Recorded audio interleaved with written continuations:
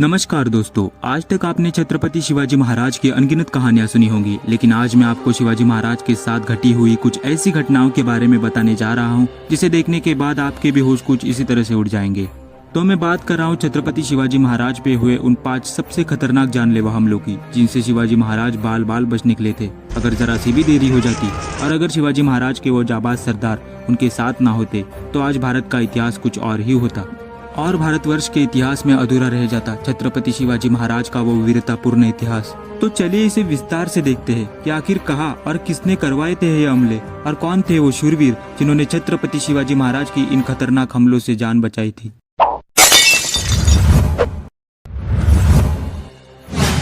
जनवरी सन 1664 में शिवाजी महाराज ने औरंगजेब के सबसे अमीर शहर सूरत पर अपना पहला छापा मारा था। अचानक हुए हमले से मुगल सूबेदार इनायत खान घबरा गया और जाकर सूरत के एक किले में छुप गया।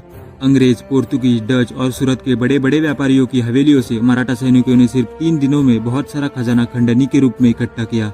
लेकिन किले में छुपा इनायत खान बदले की आग में जल रहा था। मराठों से बदला लेने के लिए उसने अपने एक वकील को शिवाजी महाराज की छावनी में भेजा।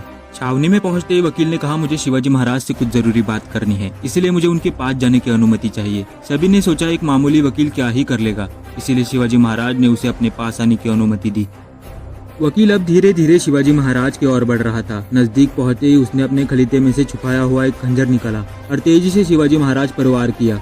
शिवाजी महाराज रक्त से लाल हो चुके थे। थोड़ी देर के लिए ऐसा लग रहा था कि वार शिवाजी महाराज पे हुआ है, लेकिन हुआ था ऐसा कि जैसे ही वकील ने अपने खलीते में से खंजर निकाला और शिवाजी महाराज पे हमला किया, तभी शिवाजी महाराज के बाजू में खड़े अंगरक्षक ईसाजी कंक ने उसका हाथ एकदम सफाई से धड़ से अलग कर दिया। शिवाजी महाराज के आजू बाजू खड़े सरदारों ने वकील को तो मार डाला ही, लेकिन गुस्से में आए मराठों ने सूरत में तैनात 21 मुगल सैनिकों के हाथ काट दिए। ये हमला इतना खतरनाक था कि इसमें शिवाजी महाराज की जान भी जा सकती थी। जरा सोचिए, अगर शिवाजी महाराज ईसाजी कंक को अपने साथ सूरत ना ले जाते तो आज क्या होता। लेकिन शिवाजी महाराज इस पहले खतरनाक हमले से सुरक्षित बच निकले थे।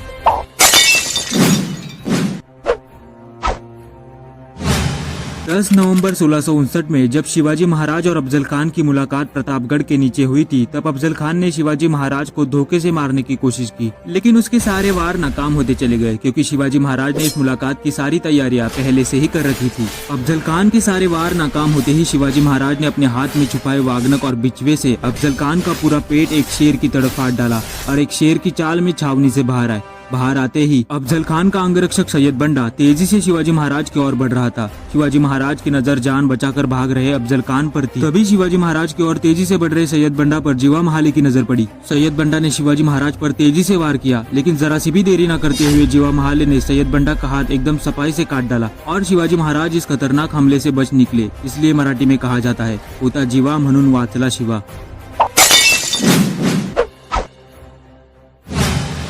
1660 में जब बड़ी बेगम ने सिद्दी जोहर को स्वराज्य के ऊपर अपनी विशाल सेना के साथ शिवाजी महाराज को पकड़ने के लिए भेजा, तब शिवाजी महाराज पनाला किले पर मौजूद थे। सिद्दी ने रातों रात पनाला किले की घेराबंदी की। घेरा इतना मजबूत था कि कोई भी किले से बाहर नहीं जा सकता था। थोड़े ही दिनों में सिद्दी ने अंग्रेजों से बड़ी तोपें लेकर पनाला किले पर वार करना शुरू किया। दिन ब दिन पनाला किले की दीवारें कमजोर पड़ती जा रही थी। 5 महीने बीत गए थे, फिर भी सिद्दी पनाला से हिलने का नाम नहीं ले रहा था। किले पर खाने पीने का सामान भी खत्म होने की कगार पर था। तब की नजरें बस आसमान पर टिकी थी। थोड़े ही दिन बाद बारिश का मौसम शुरू होते ही शिवाजी महाराज और सरदारों ने एक योजना बनाई, जिसमें कि इसी बारिश का फायदा उठाकर रातों रात शिवाजी महाराज को विशालगढ़ पर पहुंचाना था और शिवाजी महाराज जैसे दिखने वाले जो कि खुद शिवा काशिद थे, उन्हें दुश्मन को उलझाए रखना था। इतने दिनों के इंतजार के बाद आखिरकार वो रात आ ही गई। बाहर जोरदार बारिश गिर रही थी और अंदर मराठे अपनी पूरी तैयारी के साथ खड़े थे। अपने लिए मौत को गले लगाने जा रहे शिवा काशिद को शिवाजी महाराज ने जोर से अपने गले लगाया। थोड़ी ही देर में मध्यरात्रि के बीच पनाला किले के पिछले रास्ते से 2 पालकियां रवाना हुई। दोनों पालकियां अपनी विरुद्ध दिशाओं में जा रही थी, एक विशालगढ़ की तरफ और एक सिद्दी के छावनी की तरफ। अंधेरे में भाग रहे शिवाजी महाराज को देख चारों तरफ अफरा तफरी मच गई। सिद्दी के सरदारों ने घेराबंदी में लगाए सारे सैनिकों को छावनी के पास बुलाया। घेराबंदी टूटते ही शिवाजी महाराज तेजी से विशालगढ़ की तरफ बढ़ने लगे और यहाँ सिद्दी के सरदार शिवा काशिद को पकड़ के सिद्दी के छावनी में ले आए। शिवाजी महाराज को देख सिद्दी की खुशियां आसमान छू रही थी। तभी अफजल खान के बेटे ने शिवा काशिद को पहचान लिया। अपने साथ हुआ दगा देख सिद्दी आग बबूला हो उठा और उसने वही शिवा काशिद को बुरी तरह से मार डाला। शिवा काशिद चाहते तो घेराबंदी टूटते ही वहाँ से भाग निकलते, लेकिन दुश्मन को कुछ और समय तक उलझाने के लिए और शिवाजी महाराज की सुरक्षा के लिए हंसते हंसते उन्होंने अपने प्राण त्याग दिए। अगर शिवा काशिद उस समय पनाला पर ना होते तो सिद्दी जरूर शिवाजी महाराज को पकड़ने में कामयाब हो जाता। जैसे ही सिद्दी जौहर को पता चलता है कि हमारे साथ धोखा हुआ है, तभी वो अपनी पूरी सेना शिवाजी महाराज के पीछे लगा देता है। और यहाँ शिवाजी महाराज आधे रास्ते में पहुंचे थे। काली रात घट चुकी थी। उजाला होते होते शिवाजी महाराज, बाजी प्रभु देशपांडे और उनके साथ 300 बांदल सैनिकों की सेना घोड़किंड में पहुंच गई। रात भर चलने के बाद पूरी सेना थकी हारी हुई थी। अभी कितना भी तेज चले, लेकिन सिद्दी की सेना कुछ भी समय तक हम तक पहुंच जाएगी, ये बाजी प्रभु देशपांडे को समझ आ गया। जरा से भी देरी न करते हुए बाजी प्रभु ने कहा, आप आगे जाइए महाराज, हम सिद्दी को रोक के रखते हैं। किले पर पहुंचते ही 3 तोपों की सलामी देना, हम समझ जाएंगे कि आप विशालगढ़ पर पहुंच गए। लेकिन शिवाजी महाराज उन्हें छोड़कर जाने के लिए तैयार नहीं थे। तभी सभी मावलों ने शिवाजी महाराज को विनती की, आप आगे जाइए महाराज, सिद्दी किसी भी समय तक पहुंचता ही होगा। बाजी प्रभु देशपांडे ने कहा, लाख मर गए तो चलेगा महाराज, लेकिन लाखों का पालनहार जीवित रहना चाहिए। शिवाजी महाराज ने सभी को गले लगाया और दिल पर पत्थर रख तेजी से विशालगढ़ की तरफ रवाना हुए। घमासान युद्ध शुरू हुआ। पूरी खिंड रक्त से लाल हो गई। बाजी प्रभु देशपांडे मानो तांडव कर रहे थे। कोई भी उनके पास जाने के लिए तैयार नहीं था। एक एक कर सभी मावलों ने अपने राजा के लिए अपने प्राणों की भेंट दी। लड़ते लड़ते बाजी प्रभु देशपांडे लहूलुहान हो गए। शरीर पर इतने घाव होने के बावजूद इतनी फुर्ती से लड़ रहे बाजी प्रभु देशपांडे को देख सिद्दी के सरदारों के होश उड़ गए। करीब 8 घंटों तक मराठों ने सिद्दी की सेना को घोड़किंड में रोके रखा। तोपों की गर्जना सुनते ही बाजी प्रभु देशपांडे जोर जोर से हंसने लगे और हंसते हंसते उन्होंने अपने प्राण त्याग दिए। अपने राजा और स्वराज्य के लिए अपने प्राणों की भेंट चढ़ाने वाले इन मावलों की रक्त से पूरी घोड़किंड पावन हो गई थी। इसीलिए इसका नाम आगे चल के पावन खिंड पड़ा। बाजी प्रभु देशपांडे और 300 बांदल सैनिकों की वजह से महाराज इतने बड़े हमले से सुरक्षित विशालगढ़ पर पहुंचने में कामयाब हो गए थे। ना जाने उस दिन कितने मावलों ने अपने राजा के लिए हंसते हंसते अपने प्राण छोड़े।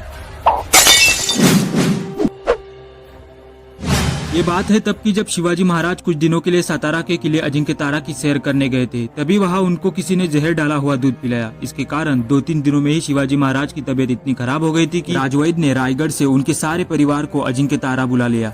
राजवैद्य की सारी दवाइयों का कोई भी असर दिख नहीं रहा था। शिवाजी महाराज की जान अब खतरे में पड़ गई थी। तभी राजवैद्य ने एक जड़ी गोटी का नाम बताया, जो कि तत्काल उनके पास नहीं थी। अगर सूर्यास्त से पहले वो जड़ी गोटी नहीं लाई तो शिवाजी महाराज की जान खतरे में है। ये बात राजवैद्य ने संभाजी महाराज को बताई। संभाजी महाराज ने अपने जासूस से पता करवाया कि वो दवाई सातारा से थोड़ी दूर वासोटा किले के जंगल में एक आदिवासी वैद्य के यहाँ मिलेगी। जरा सी भी देरी न करते हुए शंभू राजे तेजी से जंगल घाटियों से वासोटा के जंगल में पहुंचे और वैद्य को लेकर वापिस अजिंक्य तारा रवाना हुए। जंगली रास्ता होने के कारण घोड़े पर जाना संभव नहीं था, इसीलिए संभाजी महाराज ने वैद्य को अपनी पीठ पर उठा लिया। जैसे तैसे करके संभाजी महाराज सूर्यास्त से पहले अजिंक्य तारा पहुंचे। लेकिन समय बीत चुका था और जहर पूरे शरीर में फैल गया था। अब शिवाजी महाराज अपने होश खो बैठे थे। संभाजी महाराज शिवाजी महाराज को जोर जोर से आवाज दे रहे थे। शंभू राजे की आवाज सुनते ही शिवाजी महाराज ने थोड़ी सी हलचल की। अब सबकी नजरें सिर्फ शिवाजी महाराज पर टिकी थी। जल्दी से वैद्य ने अपने साथ लाई दवाई शिवाजी महाराज को पिलाई और शिवाजी महाराज होश में आ गए। आगे चल के धीरे धीरे शिवाजी महाराज ठीक होने लगे। लेकिन महाराज के खाने में जहर किसने डाला था, इसका पता किसी को नहीं लगा। शिवाजी महाराज की जान एक बार फिर से उन्हीं के बेटे ने बचाई थी। इन सारी घटनाओं से हमें पता चलता है कि शिवाजी महाराज सही समय पर सही इंसान चुनने में कितने माहिर थे।